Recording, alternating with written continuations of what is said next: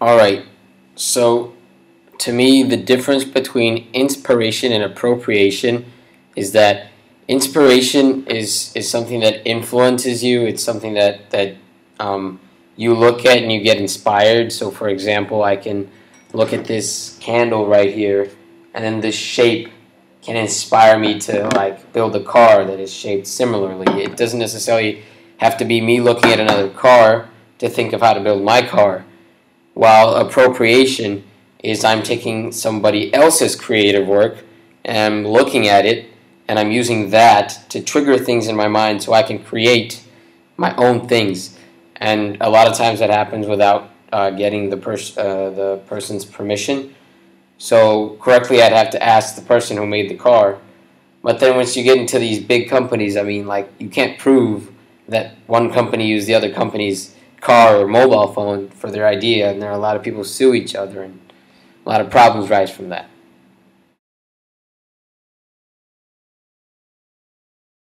So a lot of times me or big companies or anybody really gets inspiration from other people's creative work or appropriation. And an example that I can think of right now is, for example, inspiration I can think of is the Coca-Cola bottle, which they say that they actually got inspired by the shape of the body of a woman, because they said that men would be more likely to buy it if it was like that, something triggered inside your brain, something psychological.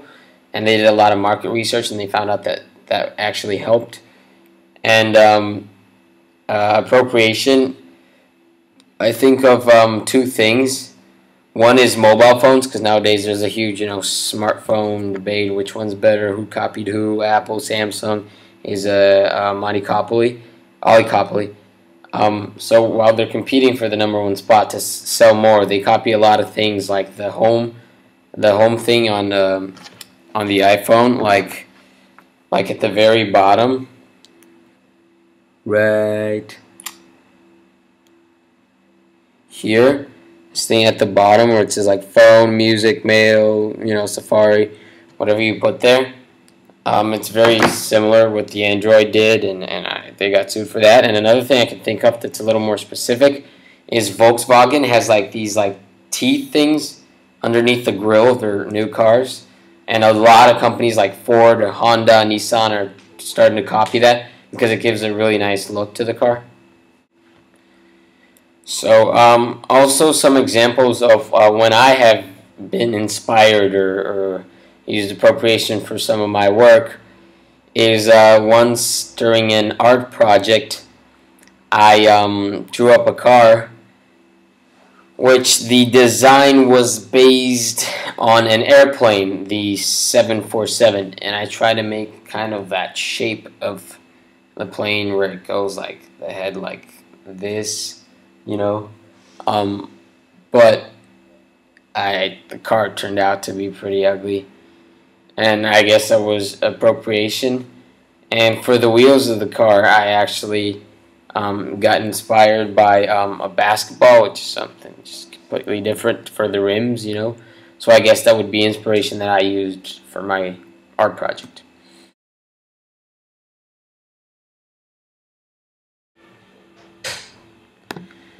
So as far as ethical or legal questions, when you base your work off or get inspired by other people's work when creating your own, I think that it certainly raises up a lot of questions, and I personally think like the questions that come to my mind are like, well, shouldn't it be allowed? Because isn't that the whole point of capitalism? Like competition to make things better. So if one person's really ahead, wouldn't you try to get the other person to catch up, which would force that first person to innovate more and more and get better, and then things just start to get better and better, and prices must get lower so people will buy, and then everyone will have access to better things. But then you look at it on the other side, it's like, well, what's the point of me innovating? Nobody wants to innovate. Why? Because it takes a lot of work, a lot of research, and a lot of time to finally create something that took you all that effort. So So when you're selling your phone, you're selling your ideas and your time, which costs like $2,000, plus technology, which costs $5,000. So in total, you sell your phone for about $100 a piece. Another company just takes your ideas. All they need to sell is the technology, the materials, and they can sell it for 20, and they'll end up selling a lot more than you do because it's the same thing. So I definitely think that you shouldn't be able to copy exactly. Now, I think that you should be able to copyright things, but only for a specific amount of time, because honestly, like, you can't copyright something, and after a couple of years, it will get outdated anyways. And I think there should be a limit, and there is, to what you can copyright, you know? You can't copyright something like how I copyright touchscreens. Nobody else can make touchscreen phones. What I can copyright is that, like, oh, I'm going to have a home button right here, and I'm going to call it the home button. And when you press it, it goes in a transition that, like, explodes, and then, you know, this is my thing for my company. So sure, you can have it. And, like, who gets to decide what is copywritten, what isn't? What is copying to a legal extent, to an illegal extent, to an ethical or unethical extent? That, I think, is very tough, because it depends on what side you're on, you know, and it's very tough for, like, a judge or somebody like that to make an outside decision, to be unbiased about it.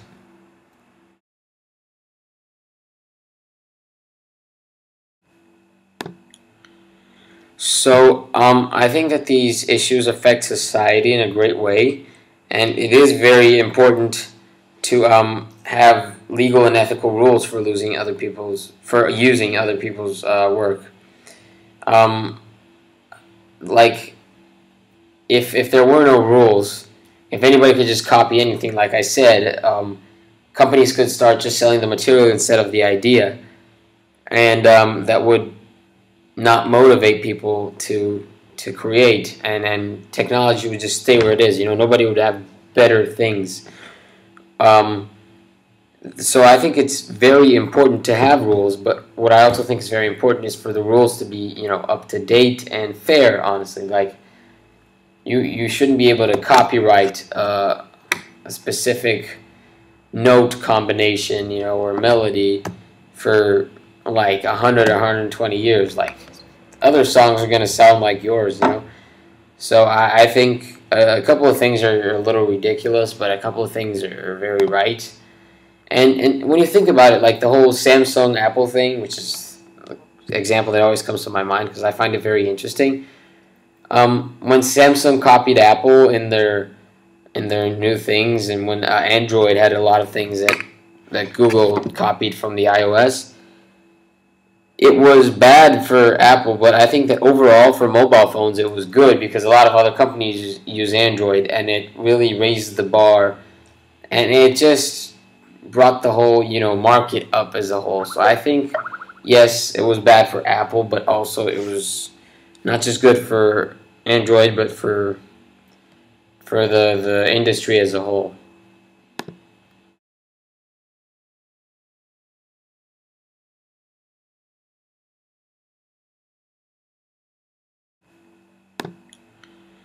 So, I think that these issues affect society in a great way, and it is very important to have legal and ethical rules for using other people's work. Um, like, if there were no rules, if anybody could just copy anything, like I said, companies could start just selling the material instead of the idea, and that would not motivate people to create, and technology would just stay where it is. You know, nobody would have better things. So I think it's very important to have rules, but what I also think is very important is for the rules to be, you know, up to date and fair, honestly. Like, you shouldn't be able to copyright a specific note combination, you know, or melody for like 100 or 120 years. Like, other songs are going to sound like yours, you know. So I think a couple of things are a little ridiculous, but a couple of things are very right. And when you think about it, like the whole Samsung Apple thing, which is an example that always comes to my mind because I find it very interesting. When Samsung copied Apple in their new things, and when Android had a lot of things that Google copied from the iOS. It was bad for Apple, but I think that overall for mobile phones it was good because a lot of other companies use Android, and it really raised the bar, and it just brought the whole market up as a whole. So I think yes, it was bad for Apple, but also it was not just good for Android, but for the industry as a whole. So what do you need to do before you use somebody else's creative work? Well, I think you should definitely say that that is not your work. If you're basing your work up off of somebody else's ideas, you should definitely give credit. Also, correctly, what you're supposed to do, I think it depends on what exactly. Like if I'm writing an essay, then I'm just going to cite my source. But if I'm doing something big, like a big project, or like something legal, like a company, starting my own company, if I use something like that for my product, I should definitely ask for permission first. Because perhaps the author didn't, and a lot of times they have licenses like Creative Commons that tells you what the author of the original thing allows you to do. So perhaps the author allows you to touch it up and resell. Perhaps he only allows you to look at it. But I think that for it to be fair use, it needs to be not the whole thing. You can't copy everything. You just need to copy, like if you copy a little bit and you have permission, then I think that's okay. You need to change it so it's not exactly the original work. You need to like redo it and make it yours. Then add meaning. Make something new out of it, and then you need permission if you want to sell it. If it's for education or news or something like that, or if you're making like a joke video or a parody of something, then that's okay. But if you plan to sell it or to use it for an industry, then you need to get permission first.